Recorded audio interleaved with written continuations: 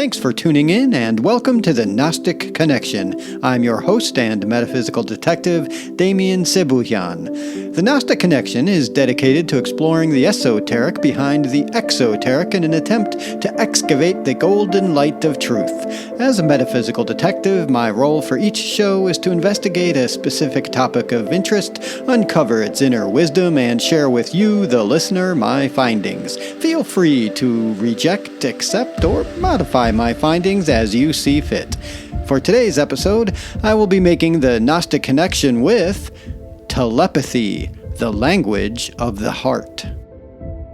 Before I begin, I just want to give a tremendous shout out to the podcast, The Telepathy Tapes. I strongly urge you to give it a listen and share with everyone you know. What's been revealed there is the most astounding and paradigm-shifting discoveries of all of our lifetimes. I know that sounds hyperbolic, but I will do my best in this episode to convince you of my opinion. As such, I will look at the phenomenon of telepathy from multiple angles. I will share my own personal experiences, summarize the findings in the Telepathy Tapes podcast, then speculate on potential applications for humanity. Next, I'll review the scientific data regarding telepathy, summarize the CIA's 25-year long Stargate Program, and ultimately make the argument that telepathy and other siddhis, or so-called mental powers like clairvoyance, levitation, and bilocation, are only made available to us when we clear out the mental clutter of our mind and fully engage with heart-centered qualities like empathy, compassion, and loving kindness. First, a memoir. My Cousins, the Telepathic Twins. Danville, Ohio, summer 1993. The farmhouse dining room smelled of fried chicken, cigar smoke, and the yeasty tang of cheap beer. My Uncle Jim's laughter boomed off the wood-paneled walls as he scooped up the last of the poker chips. Another penny ante victory for the old fox. My brothers and I, nursing our pride and our Budweisers, were about to learn that the real game hadn't even begun. Around the table sat the usual cast: Micah, ever the logician, dissecting Jim's bluffing tells; Gareth, grinning like a man who'd already forgiven himself for losing; and me, still picking at the scab of a childhood filled with things I couldn't explain. The faces in the mirror that weren't mine, the dreams that came true. My cousins, Stephanie and Stacy, the 25-year-old twins with matching dirty blonde curls, were whispering in that eerie, half-finished way of theirs. Someone, I think it was Gareth, mentioned something about twins having secret languages. Stephanie and Stacy, who were sitting side by side, shared a long look, the kind that made the hair on the back of my neck stand up. "Oh, it's way more than that," Stacy said, grinning like the cat that ate the psychic canary. "We've always been able to share thoughts," she said, swirling her wine. "Like, actually share them." Silence. Micah's beer bottle froze halfway to his lips. Stephanie cut to the chase. "We're telepathic." "Bull hockey," Micah exclaimed. Stacy sighed as if she'd heard this 1,000 times.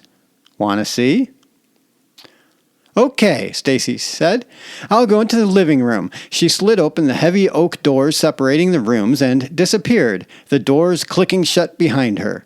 Stephanie grabbed a scrap of paper and shoved it in front of me. "Write the name of a movie," she whispered, "but not too obscure that I wouldn't know it." I racked my brain for something suitably challenging. Finally, I scribbled, "Apocalypse Now." Stephanie nodded, closed her eyes, and said nothing. We all stared at her, waiting for her to twitch or give some elaborate signal, like crossing her legs in Morse code or coughing in binary. Nothing, just stillness. From behind the closed doors came Stacy's voice. "Apocalypse Now!" The room exploded. Marty shouted. Gareth smacked the table. Aunt Judy gasped like she was seeing Elvis at the Piggly Wiggly. Micah folded his arms. "That was lucky," he said. "Do it again." And so we did. Book titles, song names, famous people over and over. As long as it was something they both knew, Stacy nailed it.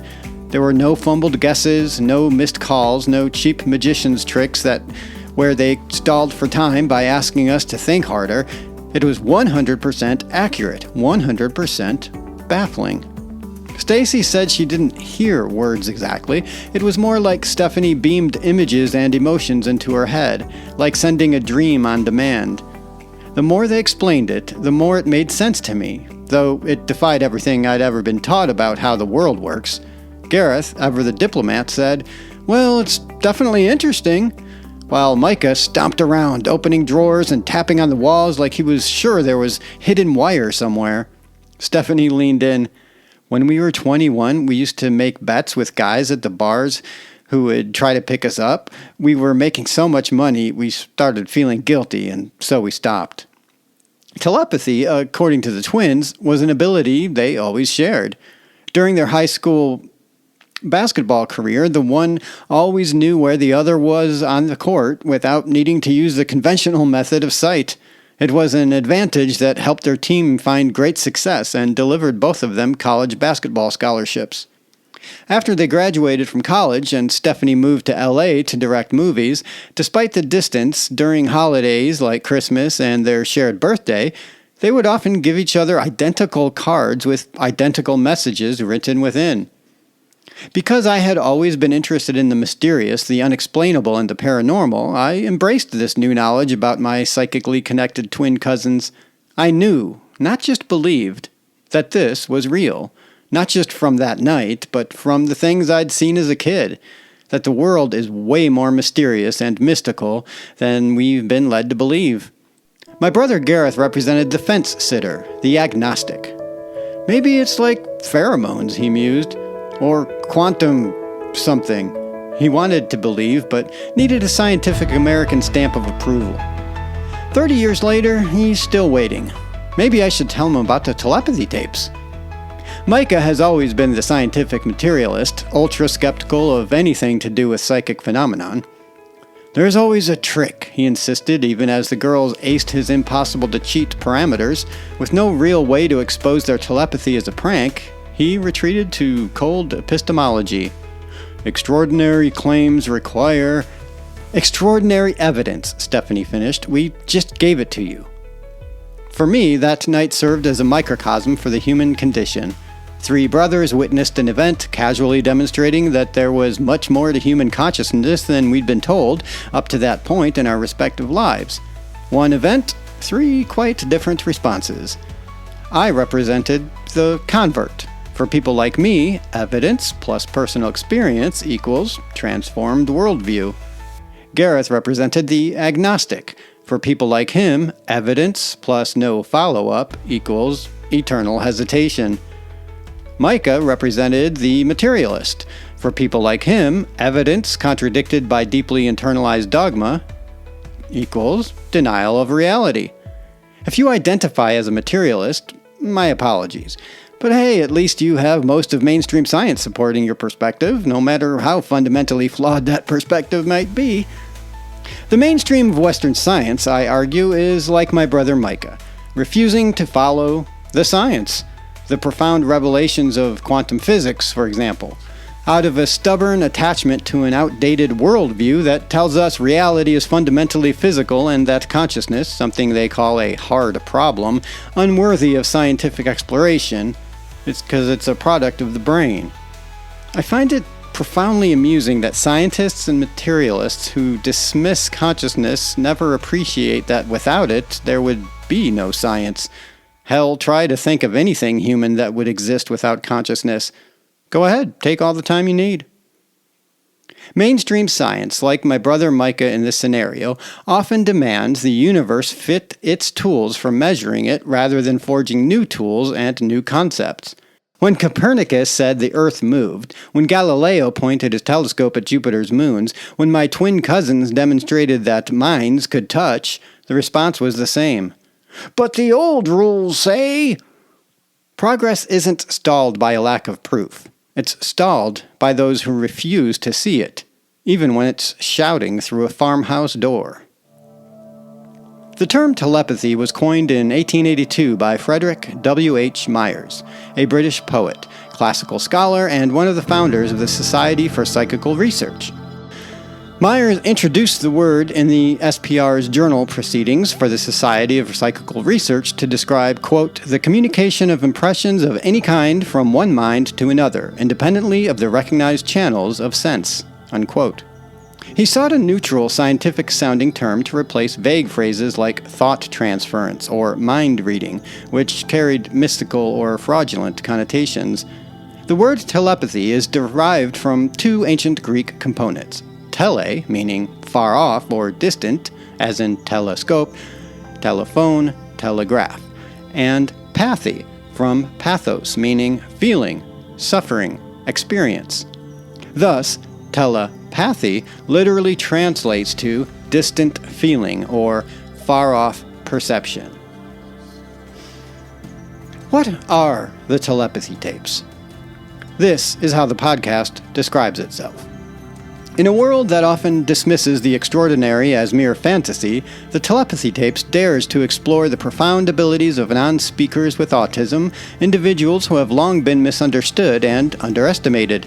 These silent communicators possess gifts that defy conventional understanding, from telepathy to otherworldly perceptions, challenging the limits of what we believe to be real. For years, their parents and teachers have quietly witnessed these remarkable abilities, knowing that the time to share their truth would eventually come. But now, as the evidence mounts, the time has come to reveal what has been hidden in plain sight. This groundbreaking series challenges everything we think we know about communication and the human mind, inviting listeners to step into a reality where the impossible is not only possible, but happening every day.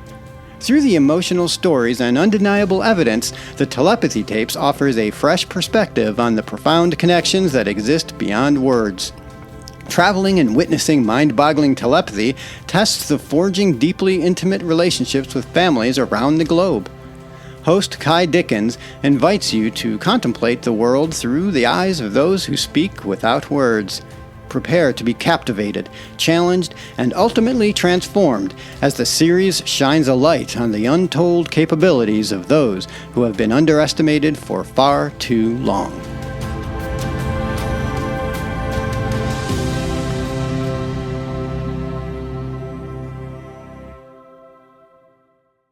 Out of curiosity, I looked up the etymology of the word autism, and as usual, when I delved behind the veil of words, synchronicity reared its beautiful unicorn head. The term autism was introduced by a Swiss psychiatrist named Eugen Bleuler in 1911 or 1912, depending on what source you go with. The root word autos comes from the Greek and means self, and the suffix ism denotes a state or condition. Bleuler reportedly used the word to describe a symptom of schizophrenia, where a person withdraws into their own inner world and is synonymous with the term self-absorption. While the word was affiliated with schizophrenia, a term that's since fallen out of favor by the psychiatric community, withdrawing into their own inner world is definitely a major characteristic of people diagnosed with autism today. Later in the 1940s, Leo Kanner and Hans Asperger independently used the term to describe what we now call autism spectrum disorder, ASD. Kanner's 1943 article, Autistic Disturbances of Affective Contact, emphasized social withdrawal and restricted behaviors in children. Today, autism refers to a neurodevelopmental condition characterized by differences in social communication, sensory processing, and repetitive behaviors. The nonverbal telepaths, or people of the hill, featured in the Telepathy Tapes podcasts, are extremely sensitive to outside stimuli, and in order for them to engage their telepathy effectively enough to, quote, travel to the multidimensional space of the hill, they need to completely withdraw inwardly, which is the literal definition of autism discussed earlier, and shut out all the noise from the outside world, often retreating into their bedrooms and sandwiching their heads between pillows. This idea of withdrawing inward is similar to meditation and is probably most effectively practiced in places like sensory deprivation tanks.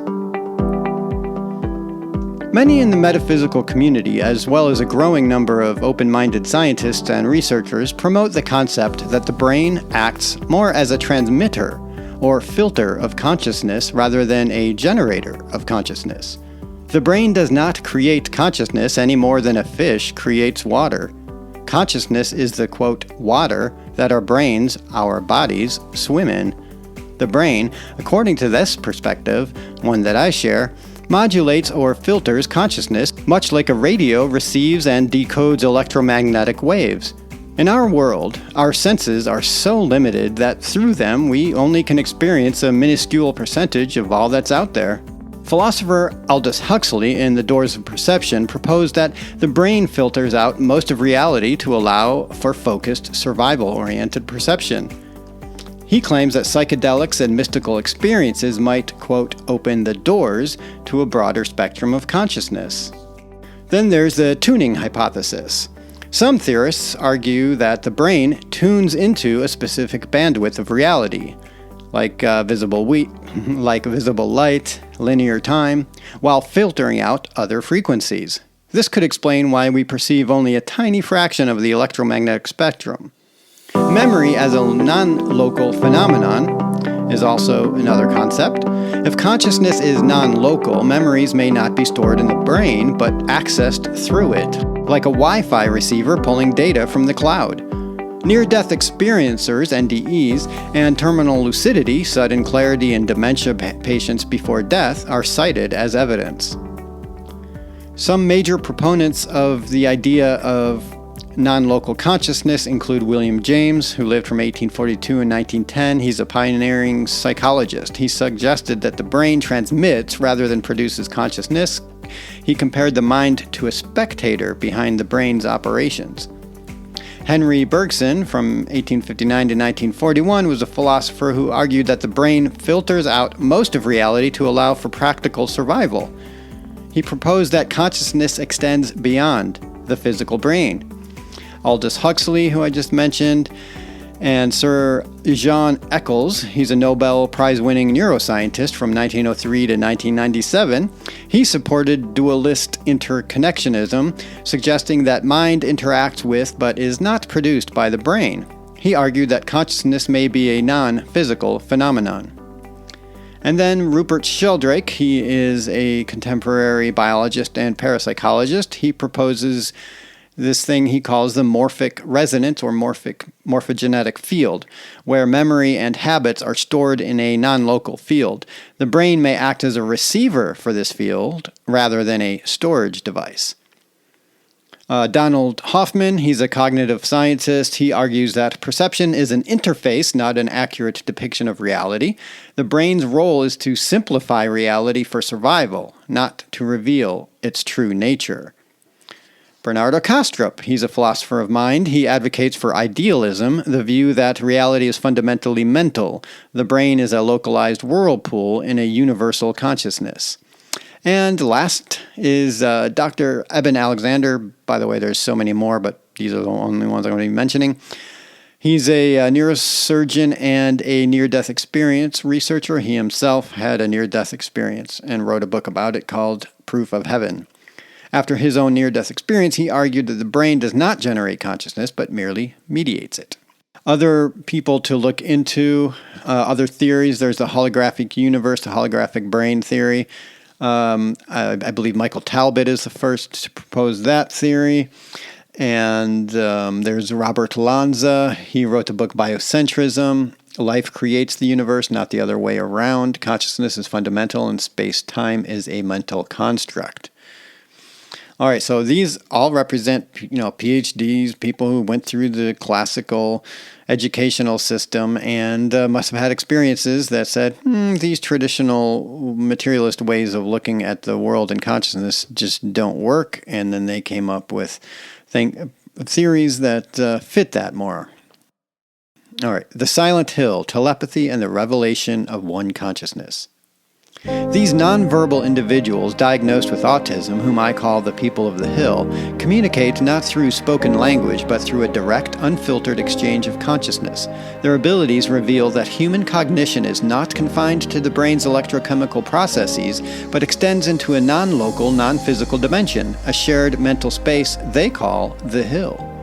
For the people of the hill, telepathy is not a mystical anomaly, but a natural state of being. Their communication bypasses symbolic language, words, and operates in pure, instantaneous thought transference. Key insights from the podcast include the Hill as a collective mind space, a metaphysical meeting ground where telepaths convene, exchange ideas, and even hold court, a form of group consensus building. This space is not bound by physical laws. Distance and time do not restrict interaction.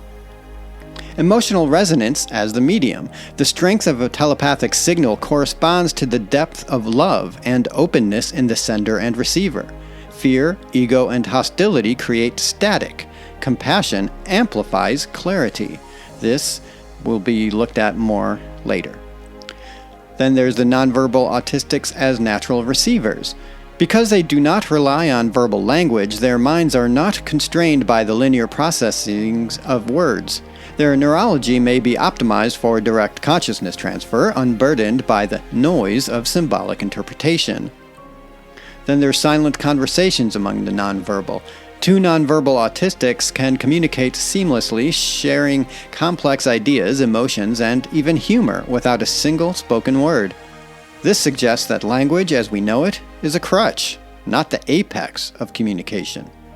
From a scientific perspective, telepathy aligns with several cutting-edge theories. Quantum entanglement, if particles can be instantaneously connected across space, why not minds? Non-local consciousness, the work of researchers like Dean Radin and the Global Consciousness Project suggests that minds can interact beyond the brain. The holographic universe, which I mentioned. Then there's the Hermetic principle of mentalism, which states that all is mind. The universe is mental, and thought is the fundamental substance. Advaita Vedanta comes from the Hindu religion, and it translates to non-duality. Separation is illusion. The people of the hill experience the truth of oneness daily. If the people of the hill can teach the rest of humanity to access this ability, the ramifications are staggering. There would be no deception, right? If we could all read each other's minds, in a telepathic world, lies dissolve. Governments, corporations, and individuals can no longer hide their intentions. That would lead to a collapse of violence. If we feel each other's emotions and thoughts, aggression becomes nearly impossible. Empathy would be unavoidable. The evolution of governance, hierarchies based on secrecy and control would crumble. That's pretty much the whole world right now. Consensus-based telepathic democracy could emerge. A global awakening of love. Since telepathic strength correlates with love, humanity would have an evolutionary incentive to cultivate compassion. Can the people of the hill train us? The podcast suggests that telepathy is latent in all humans but suppressed by our reliance on language, ego, and fear. Training might involve meditative unlearning, quieting the inner monologue to access pure thought, heart-opening practices, loving-kindness meditations, compassion exercises. Then there's direct mentorship, nonverbal autistics guiding neurotypical individuals like me into the hill. Imagine a world where telepathy is as natural as breathing. Conflict would be resolved before it began. Art, science, and spirituality would merge into a seamless flow of collective creativity. The barriers between you and I would soften, revealing the underlying unity that mystics have been always proclaiming. The people of the hill are not disabled, the way we have always thought of them as being disabled. In some ways, they're ahead of us. They are the next step in human evolution, living proof that consciousness transcends the brain. The question is not if humanity will awaken to telepathy, but when, and whether we will embrace it with open hearts. The future is silent. The future is one. The future is now. Om Namah Shivaya. As above, so below. If you're in an inappropriate space to do so, close your eyes for a moment. Notice that all experience, thoughts, sensations, perceptions, appears in the open, immediate space of awareness. Awareness itself is never separate from any experience. It permeates all that arises. Indeed, it is all that arises. Now consider this. What we call communication is usually conceived as a movement between two separate minds, an exchange across an imagined distance. But what if there is no such distance? What if there are not two minds, but one. The Telepathy Tapes podcast offered a luminous glimpse into this deeper reality. Through a series of intimate, vulnerable interviews, the tapes reveal that many nonverbal individuals with autism have discovered a way of communicating that bypasses language altogether. They commune not through symbols or signs, but through pure being.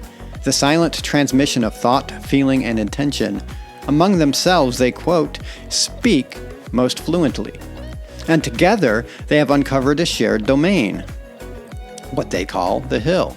The Hill is not a location in the world, it is the recognition of a shared field of knowing, a place where minds dissolve into mind, where the apparent many are seen to be the one. Here, words are unnecessary, thoughts are not broadcast, they are simply known. Emotions are not expressed, they are felt as one's own. The barriers we habitually assume between my experience and your experience are revealed to be transparent and then to be absent. In this domain, those we call disabled are in truth pioneers. They show us what has always been available, the possibility of direct knowing, mind to mind, heart to heart, without the intermediary of form. They show us that telepathy is not a skill to be developed, but a veiling to be removed, the veiling of separation. They show us that love, the felt understanding that we are not two, is the essential medium of this communion. The more one abides as love, the more the channels of the shared mind are opened, until what was once thought to be your thought and my thought is known to be simply thought, arising in the seamlessly field of consciousness. Thus, the discovery is twofold. Not only is communication possible without speech, but separation itself is an illusion. Not only can we hear one another without words, but we can feel and live and be as one individual whole. And if such is the case, what might it mean for the world? What we are calling telepathy, the CIA might call clairvoyance, or more officially, remote viewing. The term was coined in 1972 by physicists Harold Puthoff and Russell Targ at Stanford's Research Institute, SRI, during CIA-funded experiments into psychic espionage. Their work aimed to determine if extrasensory perception, ESP, could be weaponized for intelligence gathering. Remote viewing is a protocolized method of perceiving distant or unseen targets, people, objects, locations, or events, beyond the constraints of time and space.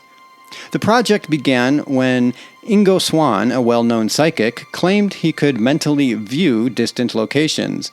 In a landmark experiment, Swann successfully described a secret weather satellite's sensor technology, convincing the CIA to invest in further research. This led to the Stargate Project, which started in 1978 and went until 1995. In other words, the CIA, DIA, Defense Intelligence Agency, and other three-letter agencies secretly funded remote viewing research for 2 decades, primarily to spy on Soviet military installations, locate hostages, for example in Lebanon, and track nuclear proliferation. The most successful military remote viewers was Joseph McMoneagle, and his claim to fame among the RV practitioners, he accurately described a Soviet submarine facility and successfully predicted future events. Other successes credited under using psychic abilities: the wreck of the USS Scorpion in 1968. In 1974, Pat Price, a retired police officer turned remote viewer, allegedly described an underground Soviet weapons plant in detail, later confirmed by satellite imagery. This is just the tip of the iceberg regarding remote viewing. While scientific materialists by definition remain completely skeptical, the CIA's own archives admit that remote viewing, quote, worked well enough to invest millions, a quote attributed to Dr. Hal Puthoff. Whether as a tool for espionage or spiritual awakening, remote viewing challenges our understanding of reality itself, unless you're like me and all this just verifies what I've already known forever. If you're interested in looking for more research in telepathy and what institutions there are that's continuing to research them, there is the Institute of Noetic Sciences, IONS, ongoing Gansfield and EEG studies. There's the Global Consciousness Project, exploring mass telepathic events, and then just independent researchers, citizen science experiments in telepathic dreaming and remote viewing. If humanity embraces these findings, we could evolve into a telepathic civilization, one where deception vanishes, empathy flourishes, and the illusion of separation dissolves. The future of communication isn't 6G networks, it's the silent, instantaneous language of the mind. Imagine, if you will, a world before language. Not a world of grunts and gestures, but a world richer than our own, more luminous, more woven. A world not marked by silence, but filled with the hum of shared mind. In this world, to feel was to be known, to think was to be heard, to see was to be seen by all. This was a world where meaning flowed as freely as water, needing no conduit or of sound or sign. This may sound like fantasy, and yet traces of this original condition appear across the mythologies, spiritual traditions, and indigenous stories of the world, scattered puzzle pieces from a collective memory we have long buried. In the biblical story of the Tower of Babel, humankind speaks one language. They are united, powerful, godlike. But then something happens. God, or some force, confounds their speech. The one language fragments into many. Confusion is born. Communication becomes indirect. This is often taken as a punishment. But what if it was a description, a mythologized memory of a fall, not into sin, but into separation? What if the language they lost was not spoken at all, but was telepathy? Across Aboriginal, shamanic, and animistic traditions, we find persistent accounts of humans speaking to animals, to plants, to winds, and stones. In these stories, the world itself is animate and aware, and communion with all beings is natural and continuous. But then something shifted. The people fell out of rhythm with the earth. The spirits stopped speaking. The voices of the animals grew distant. Again, what if these aren't just metaphors? What if something happened, a cataclysm of consciousness, that severed us from the field in which all minds once flowed?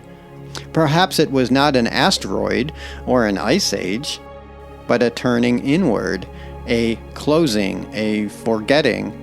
The mystics have long spoken of the ether, the Akashic field, the noosphere, the morphogenetic field, the vast web of intelligence in which all minds participate. Rupert Sheldrake's work offers a modern echo of this ancient knowing. The Vedas call it Chit Akasha, the space of consciousness itself. If this field was once the common ground of thought and being, then perhaps the development of spoken language was not a progression, but a compensation. When we could no longer feel each other directly, we had to describe our feelings. When our thoughts stopped flowing like rivers into the minds of others, we had to construct bridges with sounds. And when even speech proved too ephemeral, we etched signs into the stone and skin and scroll, and called this writing. In this view, language was not humanity's crowning achievement. It was our prosthetic. A beautiful, ingenious adaptation to a trauma we could no longer name. Now a new story emerges, not as prophecy, but as remembrance. The telepathy tapes have revealed what many have intuited in silence, that there are those among us, especially nonverbal autistic individuals, who never fully entered the Babel world. They did not lose the signal, or if they did, they found it again by a different route, through love, through presence, through necessity. These individuals, the people of the hill, have built a community not upon language, but upon direct knowing. They meet in a non-physical space, accessible not through GPS, but through inner coherence, heart resonance, and focused mind. There they share without filter, intention without performance, and feeling without the burden of narrative. It is not a regression to a primitive state. It is a glimpse into our next evolution. And here lies the paradox. In those whom society has labeled as disabled, we may be witnessing the leading edge of human consciousness. For in being forced to navigate a world without verbal language, they have uncovered the world behind it, the field from which language first arose. So what now? If this telepathic ability is not a gift but a capacity, a latent faculty within all of us, then the people of the Hill may be not only our teachers, but our guides home. Why love, not logic, unlocks the higher powers of perception. My friends, we have been trained for generations to revere the intellect. We admire the mind's precision, its memory, its analytical strength. But when it comes to the higher faculties of the soul, telepathy, clairvoyance, and other extrasensory perception, it is not the brain that opens the door. It is the heart. To understand why, we must first recognize something that modern science is just beginning to confirm. The heart is not only an organ of emotion, but of perception. The HeartMath Institute's findings show us that the heart senses energetic changes in the environment before the brain does, in some experiments even several seconds before a stimulus occurs. This precognitive response has profound implications. It suggests the heart is attuned to a field of non-local information, something intuitive, holographic, and subtle. In other words, the heart is not reacting, it's knowing.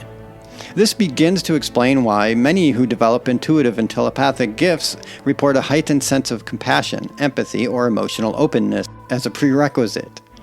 When the heart is coherent, when love, gratitude, and peace are present, it radiates a stable electromagnetic field that synchronizes with other biological systems and even with other people. This synchronization isn't metaphorical, it's energetic entertainment. In such a state, telepathy isn't a trick, it's simply resonance. Telepathy is not reading minds, it's feeling hearts. Empathic telepathy, the kind most often reported in deep relationships or spiritual states, doesn't travel through thought, it travels through emotional signature, and emotions are the language of the heart. When two beings are in close heart coherence, the energetic noise is minimized, and the subtle frequencies of thought, feelings, and intentions become much easier to detect. Let's take it further. Many of the psychic clairs, clairvoyance, clear seeing, clairaudience, clear hearing, and clairsentience, clear feeling, are not just neurological anomalies. They are harmonic abilities that depend on the coherence of the subtle energy body, which is centered around the heart chakra. In most esoteric traditions, from the Vedic to the Theosophical, the heart chakra, anahata, is the bridge between the lower, earthly centers and the higher, spiritual ones. The heart is the gateway, both anatomically and energetically. Only when the heart is open can the higher faculties, connected to the throat, third eye, and crown, fully activate without distortion. Without love, psychic abilities can become dangerous distortions, tools of manipulation or ego. But when the heart is awakened, they become instruments of service. You begin to see through love, hear through compassion, feel with divine unity. From a speculative scientific view, we might say this: the heart's electromagnetic field acts like an antenna, receiving and broadcasting frequencies of information that are non-local, non-limited by time or space. The brain, powerful though it is localized, analytical, built to filter. The heart is holistic, radiant, and built to connect. In spiritual language, the mind looks for answers. The heart already knows. So, if you wish to develop telepathy, clairvoyance, or any sacred ability, don't begin with the brain. Begin by cultivating love without agenda. Enter your heart space daily as a practice. Let gratitude rise, let judgment fall away. Over time, you'll notice a softening, and with that softening, a clarity beyond words. The powers you seek are not external achievements, they are the natural flowering of a coherent heart, aligned with the soul's purpose. When you live in love, you live in signal, and in that signal, the cosmos speaks to you in ways beyond thought. So I leave you with this. To unlock the gifts of the Spirit, You must become the frequency of love. Everything else is just interference. Have you ever wondered how you actually experience the world around you? It might seem simple. You see with your eyes, hear with your ears, taste with your tongue, smell with your nose, and touch with your skin. These are the 5 senses, and they're like tools that help your brain figure out what's going on around you. But here's something wild. Your senses only pick up a tiny slice of what's really out there in the universe. Let's start with vision. Your eyes can only see light in a very narrow range called visible light. That's the rainbow, red to violet. But outside that tiny range is a huge amount of light we can't see, like infrared, ultraviolet, X-rays, and radio waves. In fact, scientists estimate that humans can only see less than 1% of the light that actually exists. That means 99% of the light in the universe is invisible to us. Now let's talk about hearing.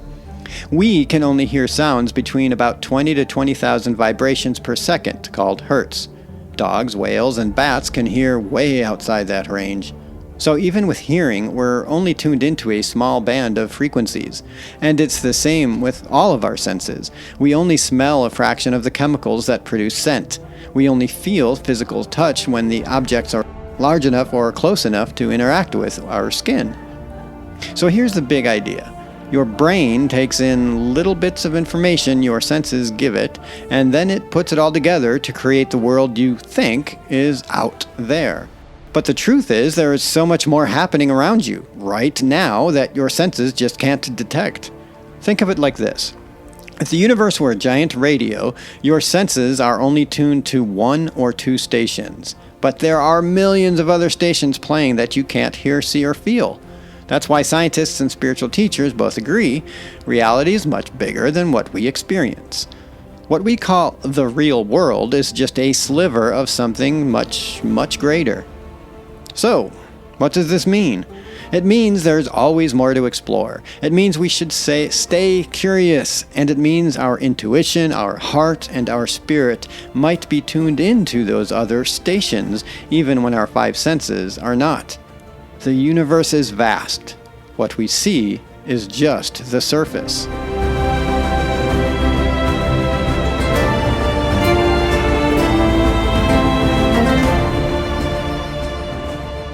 So I'm going to be reading a college essay that was written in the year 2070, and I received this essay very unconventional means. It is titled Homo Noeticus, The Singularity of Consciousness, 2070 and Beyond, by Elias Carter, Quantum Consciousness Studies, Stanford University, June 2070. The failed prophecy of the AI singularity. In the early 21st century, futurists like Ray Kurzweil predicted the technological singularity, a point where artificial intelligence would surpass human intellect, triggering an unfathomable explosion of machine-driven evolution. But by 2065, the singularity arrived. And it wasn't AI. Instead, humanity itself transcended through the awakening of non-local consciousness, birthing a new species, Homo Noeticus. The knowing human. What is Homo Noeticus? The term was coined in 2047 by philosopher-scientist Dr. Loira Chen, merging homo, human, with noetic, from Greek nous, meaning intuitive knowing beyond logic. Defining traits of Homo Noeticus: direct perception of reality. No longer limited by the 5 senses, Homo Noeticus experiences thoughts, emotions, and memories as shared fields. 2. Voluntary neuroplasticity. The brain rewires itself at will, enabling instant skill acquisition, e.g. learning languages by download from the noosphere. 3. Time fluid consciousness. Able to perceive past, future probabilities as a quantum probability cloud. 4. Matter as Play-Doh. Through group intention, minor macro-scale quantum manipulations are possible, e.g. manifesting objects via collective focus. Why AI was a red herring. AI reached its limits in 2052. Even quantum supercomputers couldn't replicate qualia, the subjective experience of consciousness. The hard problem of consciousness was solved. Chalmers' famous question, how does matter produce mind, was flipped. Mind produces matter. AI had no self to awaken. The brain was never the source. Humans discovered they were already networked quantum consciousness units, making AI obsolete. The birth of Homo noeticus, key milestones. The Great Telepathic Awakening from 2045 to 2050. After noosphere network adoption, humanity experienced a global mind merge event dubbed the Vibe Shift. Individual ego boundaries softened. People began sensing each other's memories as their own. The first voluntary morph in 2057. Biofeedback plus group intention allowed a Tibetan monk to regrow a severed limb in 72 hours. Later, others learned to alter their facial structure via mental self-image projection. 3. Death of Death, 2068. The discovery of consciousness persistence post-body led to soul anchoring, individuals choosing to inhabit multiple bodies or exist as pure thought. Applications of the Noetic Revolution. 1. Education. Schools were replaced by mind groves, spaces where elders telepathically transmit wisdom. 2. Justice. Courts now experience defendants' memories directly, eliminating lies. 3. Art. Dream weaving lets collectives manifest shared hallucinations as temporary art installations. The next stage, cosmic consciousness, 27+. Earth's noosphere is merging with extraterrestrial mind networks. UAPs were just higher dimensional consciousness probes. Physical bodies are optional. Many now exist as light forms in the quantum field. Time travel is being explored via retrocausal intention waves, but it's messy. Conclusion. The singularity was always us. The AI doomsayers were wrong. The true singularity wasn't machines replacing humans. It was humans remembering what they always were, infinite consciousness pretending to be finite. We are the universe observing itself. Now we're finally taking notes. Dr. Loy Chen, The Noetic Manifesto, 2051. Excerpts from my final thesis, Post-Singularity Anthropology from Homo sapiens to Homo noeticus. P.S. My professor graded this via telepathy before I even submitted it. A++, obviously.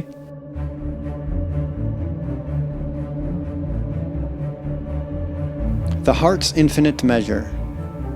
O pilgrim of the pulse, do you not feel it? How your heart, that quiet drummer, counts not in years, but in beats?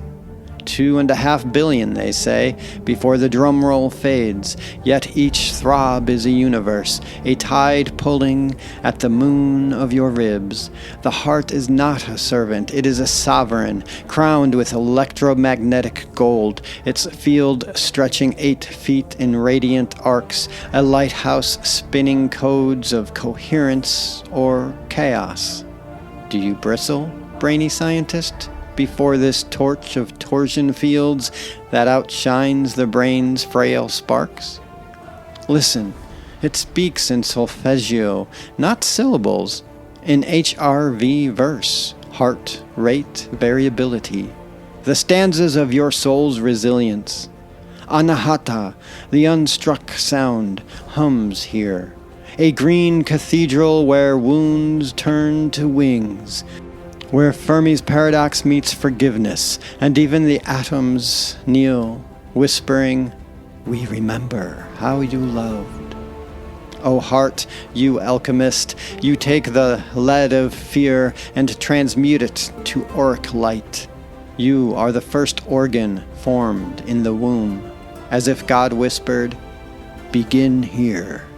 You are the last to surrender at death, as if to say, "I will not let go until every star in the bloodstream has told its story."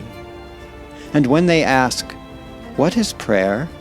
point to the heart's harmonics, how it syncs with Earth's own Schumann resonance, how it dialogues with the quantum vacuum, not a pump, but a portal, not a muscle, but a mystic gardener planting gardens in the chest's dark soil.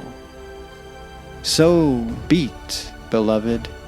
The cosmos keeps time by the rhythm of your unclosed wound. 2.5 billion chances to send love as an electromagnetic event, to let the heart's field rewrite the script of space-time. Do you not see? You were never alone. Your heart has been talking to every other heart since the dawn of light. All right, that's all for today's show. Before I take my leave, a quick announcement on the structure of the show. Instead of taking a topic and analyzing it in detail, as I've done for the first 9 or 10 shows, I'll be engaging in conversations with healers, artists, astrologers, and metaphysical adepts about practical tools and techniques that might serve as useful for those struggling with our ego programming. Isn't that what former 49ers and current Chargers coach Jim Harbaugh says to fire up his team before the big game?